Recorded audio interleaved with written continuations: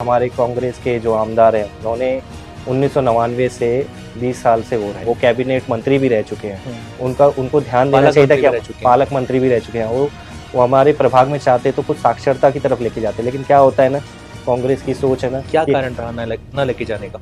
क्या होता है, आप भी समझदार है कि कॉलेज के आपको ये पता है कि अगर कोई इंसान साक्षर होता है तो सवाल करता है। ओके, उनका ये सोच हुआ है कि भाई जितना पब्लिक कम से कम उनको बेसिक नीड देते रहो और अपनी उतने कम सवाल आएंगे और उनको वही लगेगा कि ये बहुत अच्छा है। लेकिन राउत जी ने कभी उस तरफ ध्यान ही नहीं दिया, प्रभाग क्रमांक 2 की तरफ। आप प्रभाग क्रमांक 1 को देखिए और 2 को देखिए, जमीन आसमान का फर्क दिखता है।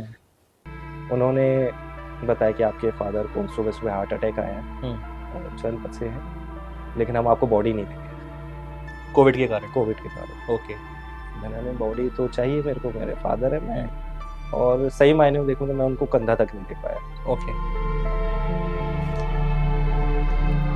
और पापा के जाने बाद ऐसा लग, शुरू में तो मैं 2 महीने डिप्रेशन में ही चला गया था। ओके, अपने फादर को नहीं कर पाया, मैं लोगों के लिए सेवा करूँ, लोगों के लिए खड़े होंगे, सेवा करूँ, लोगों के लिए हर प्रॉब्लम्स में खड़ा हूँगा। उसके बाद एक मोटिव मिल गया मेरे को। आने वाले 2-3 महीनों में महानगर पालिका के चुनाव जैसे होने वाले हैं, तो उन चुनाव में अगर आपको टिकट मिलती है, आप चुनाव लड़ते हो और चुनाव जीत जाते हो, तो अगले 5 सालों में आप अपने क्षेत्र को कहाँ देखना चाहते हो? सरकार जब ऊपर से कोई गरीबों के लिए कल्याण के कोई योजना लेके आती है तो वो हमारे नगर सेवकों का काम है जमीन तक लेके आना। वो दिखाई नहीं देता कभी होते हुए।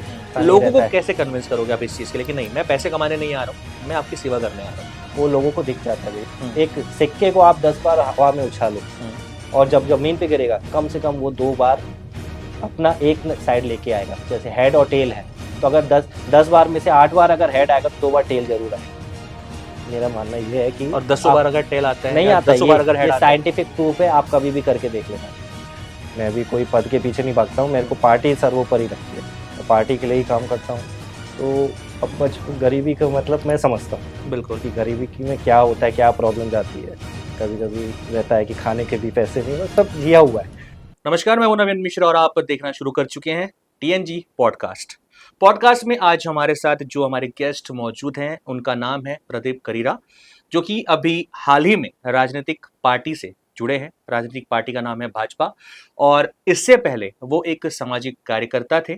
अभी भी समाज के लिए काफ़ी सारे वो काम करते आ रहे हैं और आगे भी करते रहेंगे और पेशे से बिजनेसमैन है, बिजनेस है उनका।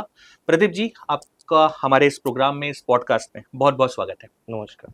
मेरा सबसे पहले सवाल आपसे यह है कि आप अपने बारे में थोड़ा बताइए, आपकी जर्नी कैसे स्टार्ट हुई?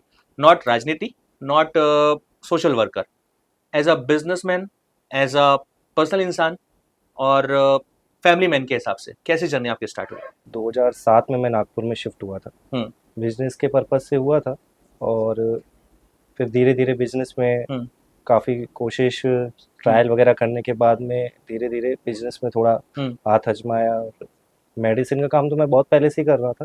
कब से? फिर भी बहुत छोटी उम्र से। ओके। तो मैं अपने बिजनेस में मतलब पहले जॉब करता था और छोटी उम्र से ही जॉब में लग गया था। तो वो बिजनेस का 2007 में मैंने जॉब छोड़ा। 2007 के बाद में मैं नागपुर शिफ्ट हुआ। नागपुर में बिजनेस अच्छा था, कहते दवाई, मैं बिजनेस एक्चुअली दवाई का ही करता हूँ, होलसेल का। तो मैं दवाई के काम में यहाँ पर शिफ्ट हुआ। शुरुआत में धीरे धीरे स्ट्रगल करता था, नहीं हो पाता था। जैसे कहते हैं ना, एक स्ट्रगल में आदमी शुरुआत जैसे हर किसी की थोड़ी सी स्ट्रगल टाइप की रहती है, वैसे आपकी भी थी। हाँ, तो वो थोड़ा सा बिजनेस में मैं कभी कुछ डिसीजन गलत हो जाते, नुकसान हो जाना, फायदा होना, ऐसे करते 2015 तक तो नॉर्मली यही चलता रहा। बिल्कुल। जैसे अपना शेयर मार्केट का ग्राफ है, कभी कमाया कभी नुकसान किया, वो बराबर में फ्लो बराबर था। 2015 में मेरी शादी हुई थी और अब कह सकते हैं कि मेरी वाइफ की शायद वो लक्ष्मी घर पे आई थी। ओके। तो उसके बाद ही मेरे लक भी कह सकते हैं, मेहनत तो करता ही था, लक भी मेरा फिर साथ में ही चला। उसके बाद आने वाले 4-5 सालों में 2020 तक ऑलमोस्ट अपनी लाइफ का जो भी एक नॉर्मल इंसान चाहता है, घर, बिजनेसमैन चाहता है, अपनी शॉप वगैरह, और जो भी घर के, और मेरे बच्चे भी हैं 2, वो दोनों भी अच्छे स्कूल में पढ़ते हैं। किसी भी बिजनेसमैन को बिजनेस में आने के लिए एक सपोर्ट की जरूरत पड़ती है, वो कहाँ से मिली?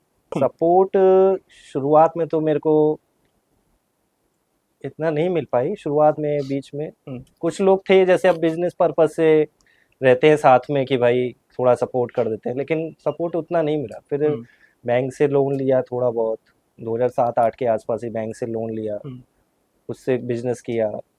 लेकिन खर्चे वगैरह भी होते थे, क्योंकि आप शहर छोड़ के आदमी रहता है तो उतने खर्चे जो अपने शहर में रह के होते हैं वो उधर यहाँ पर ज़्यादा होते थे। पहले जितनी आसानी से लोन मिल जाता था आज की तारीख में या आज से कुछ समय पहले इतनी आसानी से लोन मिलना मुश्किल है थोड़ा सा। कैसे मिला आपको लोन?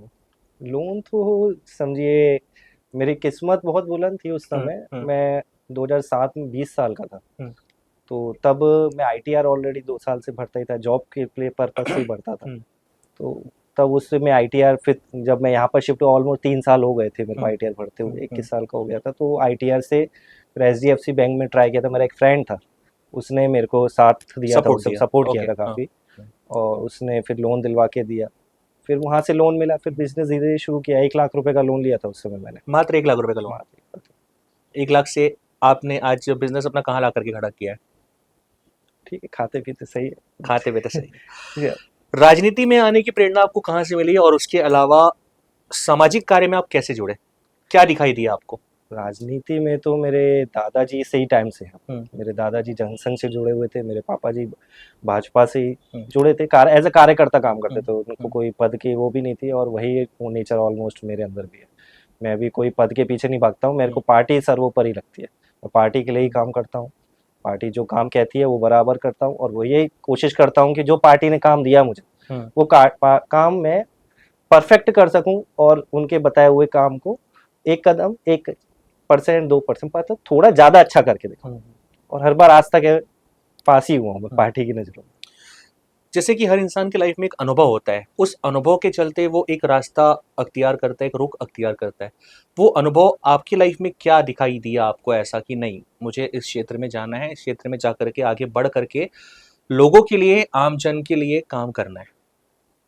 एक्चुअली मेरा जो शुरुआती अपना बता रहा हूँ, बचपन से लेकर बहुत साधारण जीवन जिया है मैंने। कुछ ऐसा ज़्यादा कुछ था नहीं, नॉर्मली जैसे एक परिवार रहता है छोटा बहुत, गरीबी रेखा से थोड़ा ऊपर कह सकते हैं, या लोअर मिडिल क्लास, वैसा लाइफ जिया है मैंने। तो अब गरीबी का मतलब मैं समझता हूँ बिल्कुल कि गरीबी की में क्या होता है, क्या प्रॉब्लम जाती है। कभी कभी रहता है कि खाने के भी पैसे नहीं, वो सब जिया हुआ है। तो पहले तो मैंने ये सोचा था कि जब 2007 में शिफ्ट हुआ था तब तो मैं की था कि पहले पैसा कमाना। सेवा था तब भी मैं करता था, और आज भी करता हूँ। ये भी समझिए कि जितना करता हूँ शायद उतना शो भी नहीं करता हूँ जितना करता हूँ। मेरे एक्चुअली माँ बाप ने भी मुझे सिखाया है कि एक हाथ से अगर किसी की हेल्प करो तो दूसरे हाथ को नहीं पता नहीं चलना चाहिए। ठीक है, मैं उस समय भी करता था। धीरे धीरे एक्चुअली जब राजनीति में से पहले मैं, मतलब राजनीति से पहले भी मैं सेवा के काम करता था। और 2021 में जब कोरोना आया था, मेरे फादर कोरोना में ही एक्सपायर हुए थे। तो ये समझिए कि कोरोना कैसे, थोड़ी लंबी कहानी है, बताइए बताइए, बिल्कुल बताइए, सुनना चाहेंगे। 2020 में जून में मेरे पापा को पैरालिसिस का अटैक पड़ा। वो अटैक में हमारा एक हॉस्पिटल में उनका इलाज चला, ठीक होके आए थे घर पे। लेकिन थोड़ा पैरालिसिस के बाद आदमी का कमजोरी आ जाती है। ठीक है, चलता था। फिर अब 2021 में सेकंड वेव जब आई थी तो पापा को सेकंड कोरोना भी हुआ उनको, और थोड़ा पैरालिसिस का अटैक भी आया। इंजेक्शन वगैरह जब लगते थे वो भी लगवा के आया मैं। हॉस्पिटल में लेके गया, उन्होंने कहा इंजेक्शन से ही काम हो जाएगा। तो 6 इंजेक्शन लगे थे, पेट पे लगते थे, यहाँ पर देखा नहीं जाता था। बिल्कुल ठीक है, फिर वो लगे, उसके बाद घर पे लेके आए, लेकिन वो ठीक नहीं हो रहा था। वो जबड़ा उनका, बता एक मेडिकल फील्ड से हूँ तो मेरे को देख के ही समझ में आ जाता है कि क्या प्रॉब्लम है। फिर डॉक्टर के पास फिर कोरोना चेक कराया था तो कोरोना भी निकला उनका था। तो फिर उन्हें हॉस्पिटल में एडमिट कराया, 5 दिन हॉस्पिटल में रह के आए थे। कोविड के टाइम पे लोगों को हॉस्पिटल ढूंढने में और हॉस्पिटल में बेड मिलने में काफ़ी ज़्यादा दिक्कतों का सामना करना पड़ा था। क्या आपको कुछ ऐसा अनुभव रहा? हाँ, बिल्कुल यही अनुभव रहा मेरे को। मैं मेडिकल फील्ड से, ऊपर वाले के आशीर्वाद से पहचान भी है अच्छी। और उस समय मैं जब 2021 में पापा को हॉस्पिटल में जब एडमिट कराया था, सेकंड वेव बिल्कुल शुरू हुई थी तो हॉस्पिटल इजीली मिल जाते थे। और मतलब पापा को एडमिट करने से लेकर 5-7 दिन एडमिट रहे थे, उसके बाद तक एकदम से वेव बहुत तेज हो गई थी। बिल्कुल। तो सेकंड वेव की बात कर रहे हैं? सेकंड वेव की, फर्स्ट वेव तो इतनी ज़्यादा नहीं, सेकंड वेव बहुत तेज आई थी। फिर उसके बाद उन्हें हॉस्पिटल में एडमिट किया है। हॉस्पिटल से वो कोरोना से ठीक हो गया है, लेकिन क्या है थोड़ा सा वो मेंटली थोड़ी प्रॉब्लम हुई थी उनको। तो मैं उनको घर पे लेके आया था शाम को 4-5 बजे, और घर पे रहे, पापा से बात किया। पापा ने भी हाँ ठीक है, थोड़ा मेंटली थे लेकिन माइंड को कहते हैं ना वो बिल्कुल। कैसे, एक बंद कमरे में अकेले हम्म, बैठे बैठे आदमी, हम्म, और थी ये पोजीशन थी। हम्म, सही बात है कि कोई भी जा रहा था किसी को मिलने भी नहीं देता बिल्कुल कि नहीं मिल उसको रहा ना था हो बैठना। जाए। तो वो हॉस्पिटल में मैं मिल भी नहीं पा रहा था, हॉस्पिटल के बाहर बैठा रहता था दिन भर। मेरे जीआई भी आए थे उस समय, हम्म, मतलब मेरे, वो भी साथ में रहे। फिर कभी कभी मैं नहीं, मेरे को बोलते थे तू घर जा, थोड़ी देर मैं बैठता हूँ, फिर मैं बैठता था। वो उस समय जब उनको डिस्चार्ज करने का टाइम आया था, डिस्चार्ज करके मैं लेके आया था, तो घर पे लेके आया तो थोड़ा सा उनकी मेंटली एबनॉर्मल प्रॉब्लम थी। हम्म, वो मैं उस समय लगा कि ठीक है थोड़ा बहुत है, बात भी कर रहे थे। फिर मैं गया अपने, 4 बजे छोड़ा, मैं अपने काम पे निकल गया। फिर मेरे को 8 बजे के आसपास फ़ोन आया घर से कि थोड़ी इनकी सिचुएशन बहुत बिगड़ रही है, जल्दी आ। हम्म, मैं घर आया सीधे, और 9 बजे उन्हें गाड़ी में बिठाया। और ये समझिए 9 बजे से लेकर रात के 2 बजे तक, मैं मेडिकल फील्ड से हूँ तो भी मैं अपनी बता रहा हूँ प्रॉब्लम। रात के 2 बजे तक मैं उनके पूरे नागपुर के हॉस्पिटल, पहले तो उसी में हॉस्पिटल में लेके गया जिसमें वो एडमिट थे, हम्म, वहाँ पर नहीं था रूम, उन्होंने किसी और को अलॉट कर दिया था। हम्म, उस समय तो रूम भी बहुत मुश्किल में हम्म, मिले थे। फिर मैं रात के 2 बजे तक ऐसे ही लेके घूमता रहा कि रूम मिले, रूम मिले, रूम मिले। तब मेरे मेडिकल के भी एक है, वांशु करके मेरा फ्रेंड है, उसने सपोर्ट किया था उस समय। वो, उसकी थोड़ी पहचान आई, एसोसिएशन में भी है उनके फादर, तो पहचान थी उनके, हॉस्पिटल्स वगैरह में रूम मिल गया। हम्म, और फिर उनको घर पे छोड़ के मैं चला गया। हम्म, फिर उसके बाद में सुबह को, रात को मैं थोड़ी देर रुका था। फिर हॉस्पिटल वालों का, आपको, आप यहाँ रुक नहीं सकते क्योंकि जगह नहीं है, और यहाँ पे जब आप ज़्यादा लोग रुकेंगे तो भीड़ बढ़ेगी, तो हम्म, हम लोग अलाउड नहीं करेंगे। हम्म, फिर थोड़ी देर मैं अपनी गाड़ी में जाके बैठ गया। गाड़ी में भी इन सोचा, फिर मेरे जीआई भी बोले कि अब तो चलते हैं घर पे, सुबह राइट। सुबह अर्ली मॉर्निंग आ जाएंगे, कि हम्म, वैसे भी देख रेख के लिए तो अब पूरा हॉस्पिटल है ही उनके लिए। मैं तो सुबह को 6:30 बजे अचानक जागा हुआ था, मेरी हैबिट हम्म, शुरू से ही जल्दी हम्म, उठने की है, हम्म, 5 साढ़े 5 उठ जाता हूँ मैं। 6:30 बजे मेरे पास फ़ोन आया अचानक हॉस्पिटल से कि आप जल्दी आइए। और सही में जब हॉस्पिटल से फ़ोन आया तो मेरे एकदम से अंदर से फील आ गया कि पता नहीं क्या हुआ, कुछ हो गया करो, ओके। तो आप जल्दी आइए। वहाँ पहुँचा मैंने, पहुँचने के बाद में जो भी रहते हैं अपना टेक केयर करने वाले, उन्होंने बताया कि आपके फादर को सुबह सुबह हार्ट अटैक आया है, हम्म, और चल बसे हैं, लेकिन हम आपको बॉडी नहीं देंगे कोविड के कारण। कोविड के कारण। ओके। मैंने कहा, बॉडी तो चाहिए मेरे को, मेरे फादर है, मैं हम्म, इकलौता हूँ, और वो, हम्म, तो बोले नहीं बॉडी नहीं देंगे आपके लिए, फेवर उस समय शुरुआती था, तो आपके लिए इतना कर सकते हैं कि आपका रजिस्ट्रेशन जो भी होगा वो सब करा दीजिए, हम्म, हम डायरेक्ट घाट पे लेके आएंगे उनकी बॉडी। अच्छा। मैंने पापा के लिए, अब ठीक है, कोई फॉलो थे उस समय हम्म, गवर्नमेंट नॉर्म्स के हिसाब से, नहीं ले आ सकते तो ठीक, वो घाट पे लेके आए। और सही मायने में देखूँ तो मैं उनको कंधा तक नहीं दे पाया। ओके। तो वो चीज़ें मेरे उस समय लगी। फिर तभी उस टाइम पे वो-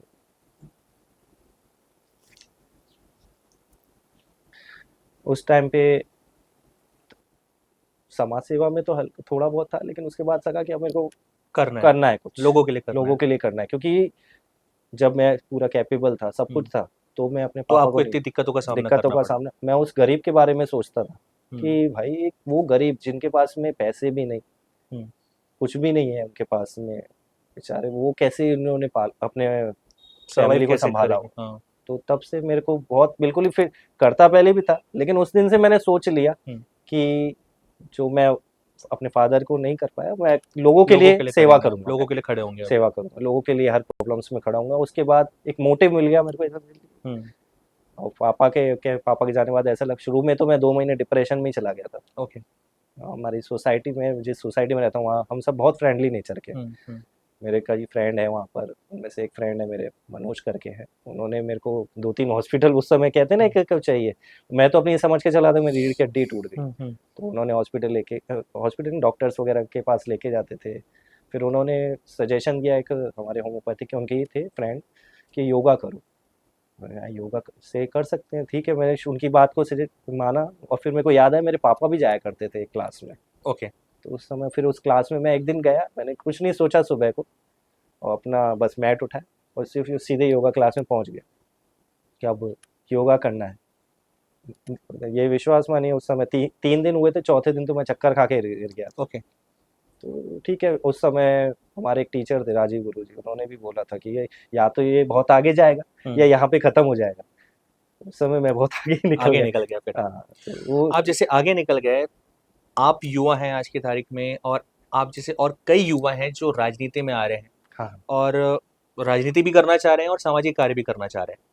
लेकिन आप ऐसे युवाओं के बारे में क्या कहना चाहोगे जो राजनीति के प्रति निराशा दिखाते हैं?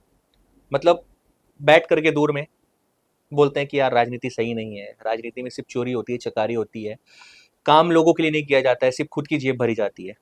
ऐसे लोगों नहीं, के बारे में आप क्या कहना चाहोगे? ऐसा मैं तो नहीं और मानता हूँ। आपकी क्या सोच है? मेरी सोच ये है कि अगर आपका मोटो क्या है, हुँ, आपका मोटो पैसा कमाना है, हुँ, आपका मोटो सेवा करना है, तो आप सेवा भाव से आइए। हुँ, बहुत है राजनीति में। आप समझिए कि आप सेवा करने अकेले निकलेंगे हुँ, तो आप सब कुछ नहीं कर सकते हैं। हुँ, राजनीति में आपके जो बड़े पदाधिकारी रहते हैं, उनके सपोर्ट से आप ज़्यादा लोगों का भला कर सकते हैं।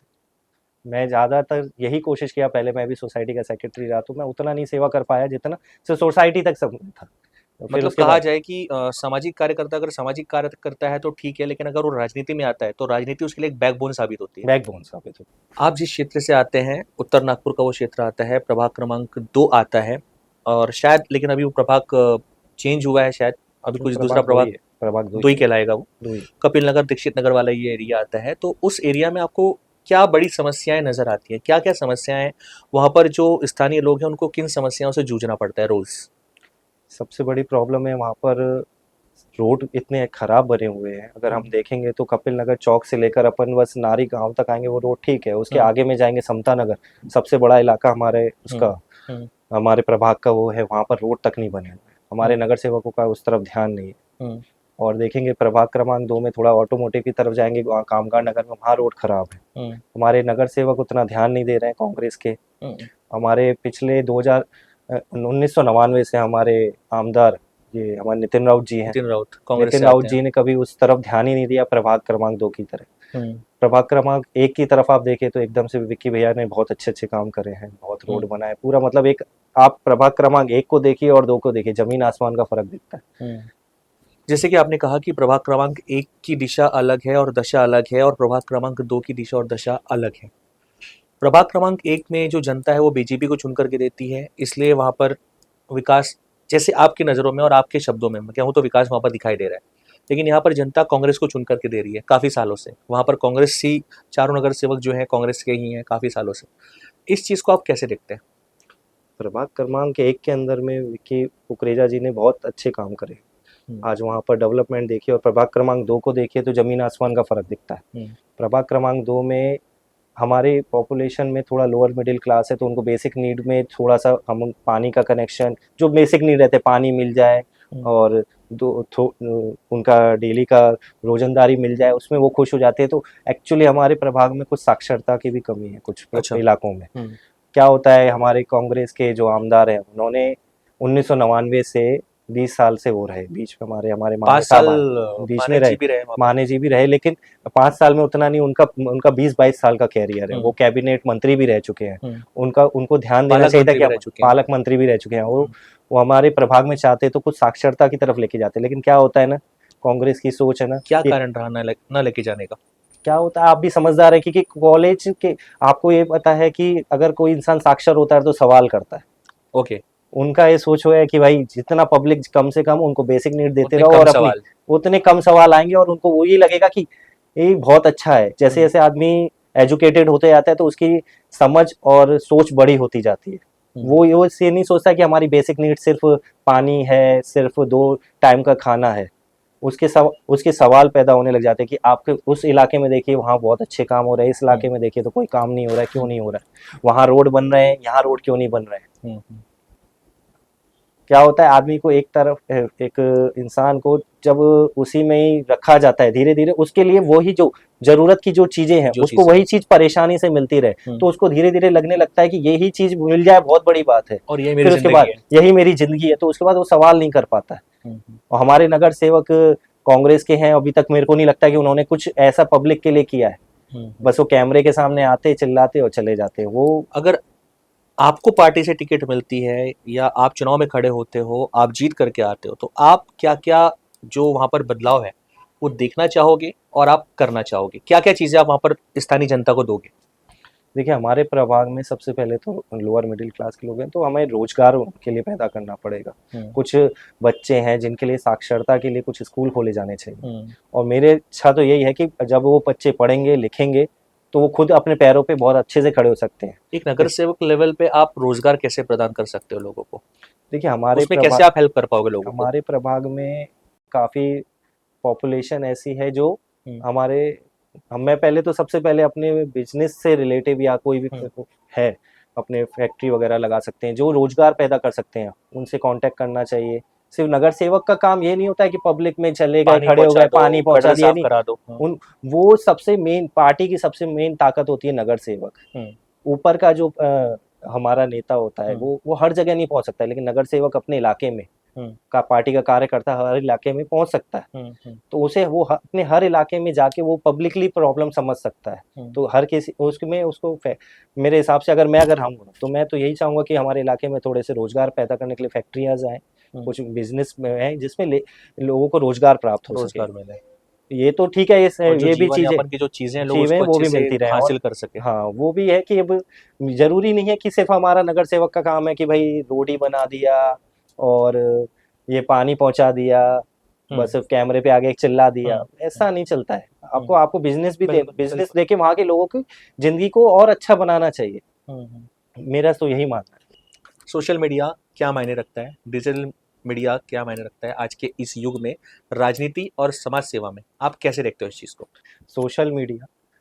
सोशल मीडिया हमारे आने वाले समय में काफी इजीली अपने काम को करने वाला है, जिससे हम लोग जो काम आज हमें, आप आज से पहले भी चले जाइए ना, जब फोन नहीं था तो हम लोग इतने लोगों से कांटेक्ट कर पाते थे कि आज फोन से हम यहाँ बैठे अमेरिका के इंसान से भी बात कर सकते हैं, और ऐसे बात कर सकते हैं जैसे आप और हम बात कर रहे हैं। तो सोशल मीडिया और ये अपना डिजिटल युग जो आ रहा है वो धीरे धीरे हमारे को आगे बहुत बेनिफिट भी देने वाला है। और मेरे हिसाब से साक्षरता मेरे देने का कारण भी यही है कि जो आने वाली पीढ़ी है वो इस सब चीज़ों को समझे और आगे धीरे धीरे सोशल मीडिया की तरफ भी जाए, और उस तरफ से भी हमारे काफ़ी सोर्स आ सकते हैं इनकम। हर एक सिक्के के ना दो पहलू होते हैं, एडवांटेज भी होता है और डिसएडवांटेज भी होता है। तो आप सोशल मीडिया को कैसे देखते हो? मतलब ये ज़्यादा लोगों में फ़ायदा लेकर के आया है कि नुकसान लेकर के आया है? नहीं, सोशल मीडिया अच्छा ही फ़ायदा ही लेके आया है, क्योंकि आज हम वही आप अपने कई कामों को लोगों तक के पहुंचा सकते हो, आसानी से लोग आपके काम को भी देख सकते हैं और आपको भी देख सकते हैं और जज भी कर सकते हैं, नेता को भी और एक समाज सेवक को भी कि आज ये हमारे लिए क्या कर रहा है और कैसे कर रहा है। आज देखिए ना, सोशल मीडिया से ही है कि मैं आप बात कर रहे हैं, तो अब ये लोगों तक पहुंचाना क्या, अब मैं हर इंसान तक तो अपनी बातें, दिल की बातें नहीं पहुंचा सकता हूँ, तो ये सोशल मीडिया ही तो है। बैठे बैठे मैं अपनी बातें दिल की पहुंचा सकता हूँ, मैं अपने काम बता सकता हूँ कि मैंने कौन कौन से काम करे हैं। मतलब राजनीति में अगर देखा जाए तो सोशल मीडिया वरदान है। वरदान, सोशल मीडिया तो वरदान ही है। हर इंसान की लाइफ में एक ऐसा कोई काम होता है जो वो हमेशा के लिए उसके लिए यादगार बन करके रह जाता है। आपकी लाइफ में ऐसा कौन सा काम है जो यादगार बन गया है और जिंदगी भर आपके लिए वो यादगार रहेगा? वो आपने खुद के लिए किया हो, या आपने किसी और के लिए किया हो, या आपके परिवार के लिए किया हो, ऐसा कौन सा काम है वो? ऐसे तो काम तो कई है, लेकिन एक काम था, अभी मैं देखा जाए तो अभी लेटेस्ट का ये है कि हमारी सोसाइटी में ही पानी की बहुत प्रॉब्लम चलती थी। ये समझिए कि दिन में कैसे पानी आता था, गंदा पानी आता था, क्योंकि बोरवेल हम यूज़ करते थे। बोरवेल में हमारे गडकरी साहब ने हमारे इलाके में टंकी बनवाई है पानी की। वो टंकी में से जब हमें कनेक्शन आना चाहिए था, वो कैसे हम लेके आए, वो मेरे लिए अभी तक का सबसे बड़ा अचीवमेंट है कि हम वो 2 कनेक्शन लेके आए। ऐसा नहीं, हमारे बड़े पदाधिकारियों का भी बहुत उसमें सपोर्ट रहा, ऐसा तो नहीं कह सकते मैं ही लेके आया, उनके सपोर्ट के बिना नहीं हो सकता था ये चीज़, लेकिन वो इनिशिएटिव उठाया और वो आया। वो मेरे को लगता है कि आज तक का सबसे बड़ा अचीवमेंट है, क्योंकि जब हम सोसाइटी में घूमते थे अब मैं राजनीति में हूँ, तो सबसे पहले मेरे को ही पकड़ते थे कि क्या है ये पानी नहीं लेके आ पा रहे, करवा के दो, क्यों नहीं करवा के दे रहे हो। तो वो जब मैं लेके आया तो मेरे को अपने दिल में खुशी लगी कि मैंने आज 400 लोगों के दिलों को खुश कर दिया। जैसे कि आपने कहा कि सोसाइटी वालों का जो रुझान है वो आपकी तरफ काफ़ी ज़्यादा है। आप प्रभाग क्रमांक 2 से चुनाव लड़ने के इच्छुक हैं, टिकट पाने के इच्छुक हैं और लोगों के काम करने के इच्छुक हैं। तो जैसे कि आप जिस सोसाइटी में रहते हैं, उन सोसाइटी वालों के बारे में आपका क्या कहना है?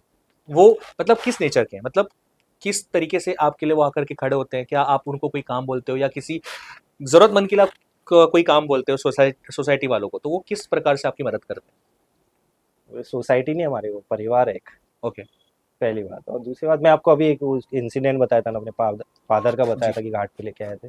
तो उस समय समझिए, मैं तो बताया ना मैंने कि मैं अपने को, मेरे को समझ में नहीं आता मुझे क्या करना है। उस समय मेरी सोसाइटी के लोग ही थे जिन लोगों ने मेरा सपोर्ट किया था, और सब कुछ उस समय उन्होंने ही हैंडल किया था, जबकि कोरोना चल रहा था। चाहते तो मैं उस समय देख रहा था कि भाई भाई के काम नहीं आ रहा था उस समय मैं, लेकिन मेरे को फील हुआ कि भाई, बाद में समझ में आया कई काम ऐसे हुए जो मेरे सोसाइटी के लोगों ने आके करके दिए। ओके। ये तक इनिशियली कि मैं, जब मेरे फादर एक्सपायर हुए तो मेरा परिवार तो कई आगरा में भी रहता है, तो हमने सोचा था कि अपने पापा का सिर करने के बाद में हम लोग अपना पापा की उठावनी आगरा में ही करेंगे।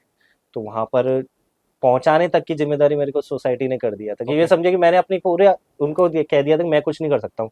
उस समय खुद लोग चल चल के मेरे पास आए थे सपोर्ट करने के लिए। एक वो भी दिन याद है मेरे को, इस वजह से कि आज मैं अपने उस सोसाइटी के लिए भी ये सोचता हूँ कि नहीं, मैंने, उन लोगों ने मेरे लिए जो समय था, मतलब कुछ आप समय, अगर इलेक्शन में खड़े होते हो तो आपको सोसाइटी का पूरा वो सपोर्ट तो है ही, वो तो मिलेगा मतलब मैं बता पूरे तो रहा हूँ तरीके ना, से। बड़े के लिए मैं छोटा भाई। और मेरे वहाँ तो सभी, मैं वैसे भी बोलता था कि अब पहले बोल, जब सेक्रेटरी था तो सीविंग में रहता था, तो मैं यही रहता हूँ अभी भी, मतलब तो ये बोलता था कि सोसाइटी मेरा परिवार है, घर है, और सीविंग मेरा बेडरूम है। और आज जब मैं राजनीति में प्रभाग 2 में हूँ, तो यही बोलता हूँ कि प्रभाग 2 मेरा परिवार है, घर है, और सोसाइटी मेरा बेडरूम है। अगर आपको एक नीति या नियम बदलने का मौका मिले राजनीति में, तो आपको कौन सा नीति या नियम है जो थोड़ा सा उसमें माइन्यूट सा चेंज लाना चाहेंगे? मतलब किस प्रकार से राजनीति की जा सकती है एक अलग लेवल पे, एक अलग स्तर पे? आप लोगों को क्या बताना चाहेंगे इस बारे में कि नहीं, इस प्रकार से भी राजनीति की जा सकती है?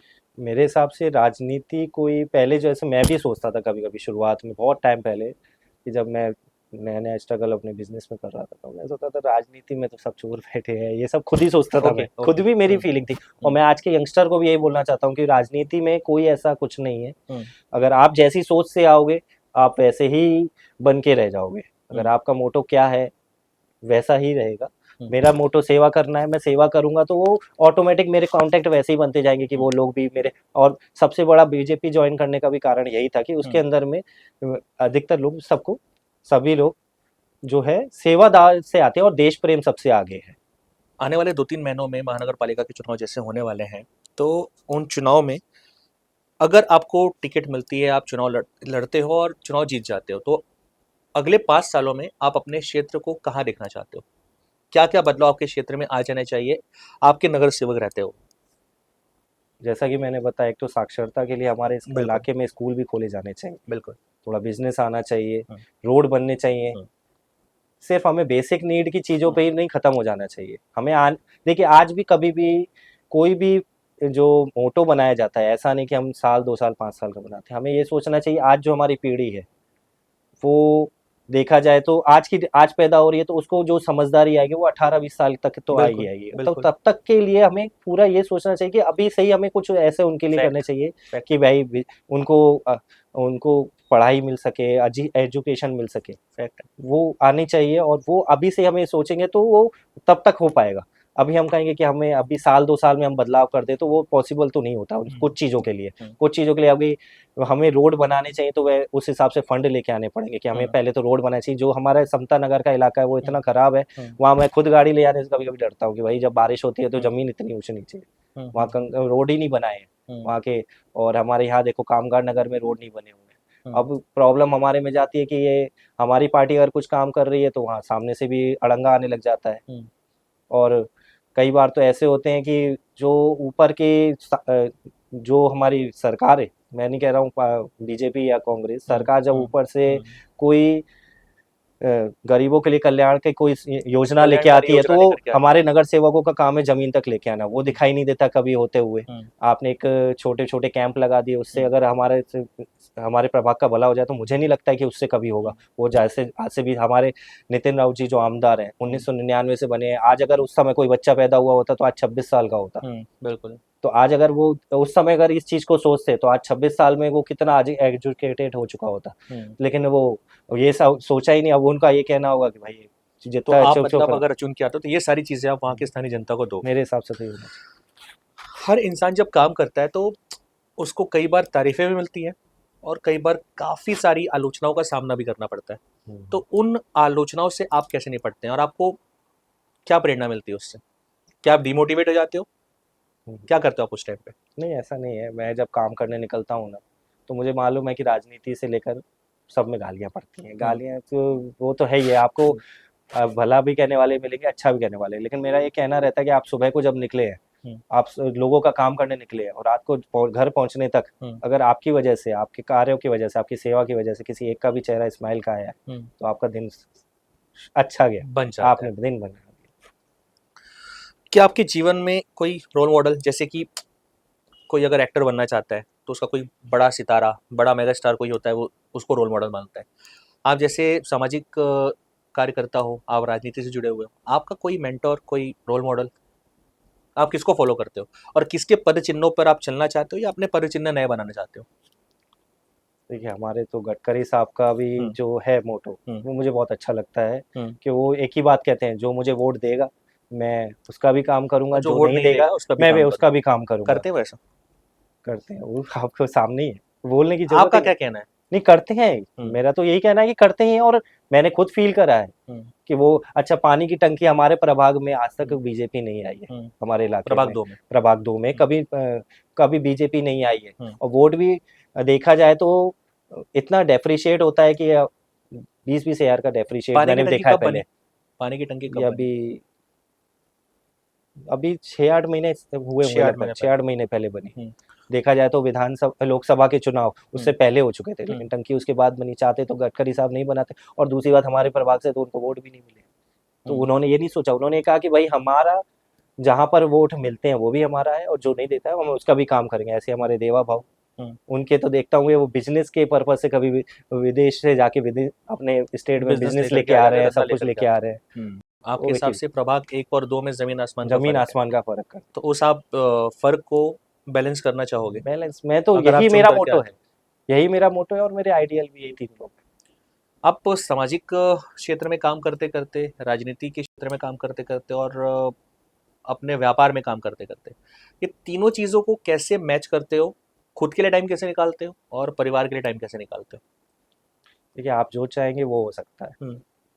अब देखा जाए तो आज से जब 2007 में मैंने बिजनेस चालू किया था, उस समय मेरा मोटो एक ही था, मेरे को बिजनेस सेट करना है। ऐसा नहीं मैं सेवा नहीं करना चाहता था, मैं सेवा भी करना चाहता था, लेकिन मुझे पता था कि पहला काम ये है, आपके पास इनकम नहीं होगी तो आप सेवा क्या करोगे? बिल्कुल, इनकम तो चाहिए, तो उसके लिए मैंने जेब तो होनी चाहिए ना। ठीक है, आप जब मैं राजनीति में आऊँ तो सरकार की तरफ की योजनाएं भी मिलेंगी, लेकिन लगता है पैसा तो खर्च होता ही है। लोगों की सोच इसमें, जैसे आपने ये कहा, तो लोगों की सोच इसमें ये भी होती है कि अगर ये राजनीति में आ रहा है, पैसे कमाने आ रहा होगा पक्का, तो आप इस सोच के बारे में क्या कहना चाहोगे? बिल्कुल गलत है ये, ऐसा कुछ नहीं है, हर कोई ऐसा नहीं लोगों रहता को कैसे कन्विंस करोगे आप इस चीज़ के लिए कि नहीं, मैं पैसे कमाने नहीं आ रहा हूँ, मैं आपकी सेवा करने आ रहा हूँ? वो लोगों को दिख जाता है भैया, आप राजनीति में जब काम करेंगे ना लोगों के, आपको लोगों को दिख ही जाएगा कि ये यहाँ पर इसने अपनी जेब से, आपको बोलने की किसी को जरूरत नहीं पड़ती है इस चीज के लिए, लोगों को खुद ही दिखता है कि यार इसने यहाँ पर काम किया, ये लोगों की ये सेवा करी, यहाँ पर इसका खर्च हो गया, कौन सा पार्टी से आया, या पार्टी से नहीं, सॉरी से, मतलब कौन सा सरकार दे रही है, कुछ भी दे रही है, फंड कहाँ से आया, फंड कहाँ से आया, तो ये सब तो लोगों को दिखता है भैया, ये सब बताने की जरूरत नहीं पड़ती है इस चीज़ में।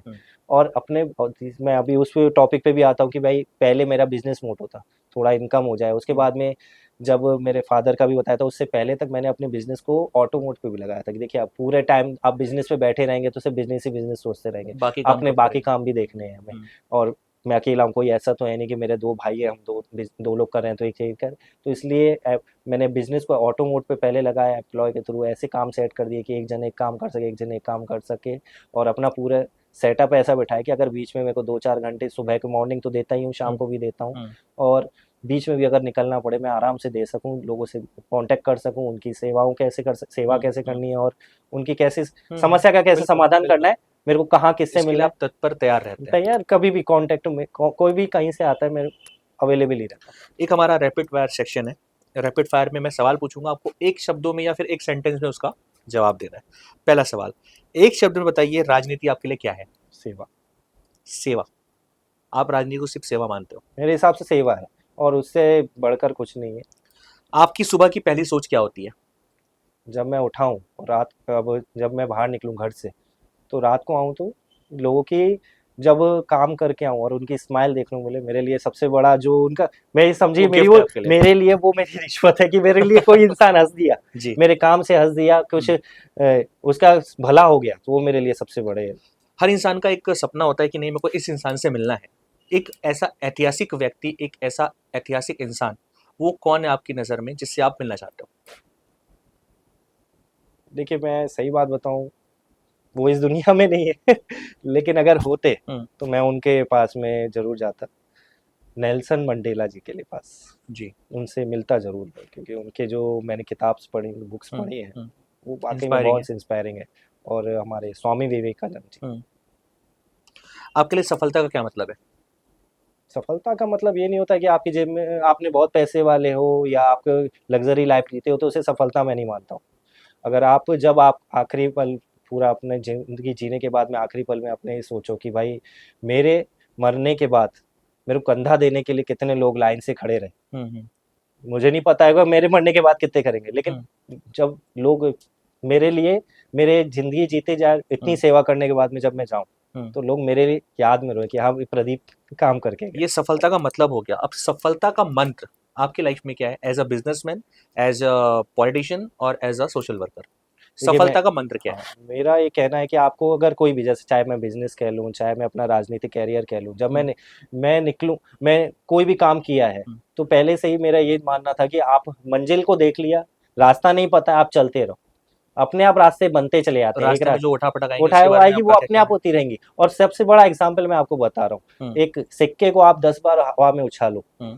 और जब ज़मीन पे गिरेगा, कम से कम वो 2 बार अपना एक साइड लेके आएगा। जैसे हेड और टेल है, तो अगर 10 बार में से 8 बार अगर हेड आएगा तो 2 बार टेल ज़रूर आएगा। मेरा मानना ये है कि और दसों आप बार अगर टेल आता है नहीं या आता, दसों बार अगर हेड ये आता है? साइंटिफिक प्रूफ है, आप कभी भी करके देख लेना भैया। मैं आपको चैलेंज से कह रहा हूँ, कर आप 10 बार सिक्के को उछालना, कम से कम 2 बार एक पासा ज़रूर आएगा। तो आप करते रहो, आपको असफलता मिलेगी। फिर आप ये मत सोचो कि हमेशा असफल होगे। आप एवरेज 20% आप जीतने के चांस जीतने रहेंगे के चांसेस आपके हैं। आपके काम पूरे करें, अपनी जो आपकी मंत्र है, जो भी आपका राजनीति में मैं कह रहा हूँ या मैं बिज़नेस में भी कह रहा हूँ, मैं कह रहा हूँ बिज़नेस में क्या फेल नहीं हुआ हूँ क्या? बिल्कुल, बिल्कुल। बहुत फेल हुआ हूँ मैं। काफ़ी उठा-पटक देखना का पड़ा बहुत होगा। देखा है मैंने अपनी लाइफ में, ये सब करने के बाद क्या मैं अब काम नहीं करता हूँ? बिल्कुल, मैंने सेटअप बिठा लिया अपना सब कुछ, अब वो समाज सेवा के लिए भी उतर आया हूँ। तो समाज बिल्कुल। सेवा करते हुए भी आज मेरे को 4 साल से ऊपर हो गए। तो ये थे प्रदीप करीरा जी, जो कि एक पॉलिटिशियन हैं, सामाजिक कार्यकर्ता हैं और एक बिज़नेसमैन हैं। आज हमने इनसे पॉलिटिकल गलियारा हमारे इस प्रोग्राम में काफ़ी सारी चीज़ें जानने की कोशिश की और काफ़ी सारी चीज़ें उन्होंने दिल खोल करके हमारे सामने और आपके सामने रखा। उम्मीद करते हैं आपको हमारा ये पॉडकास्ट ज़रूर पसंद आया होगा। आप बने रहिए टीएनजी के साथ। नमस्कार।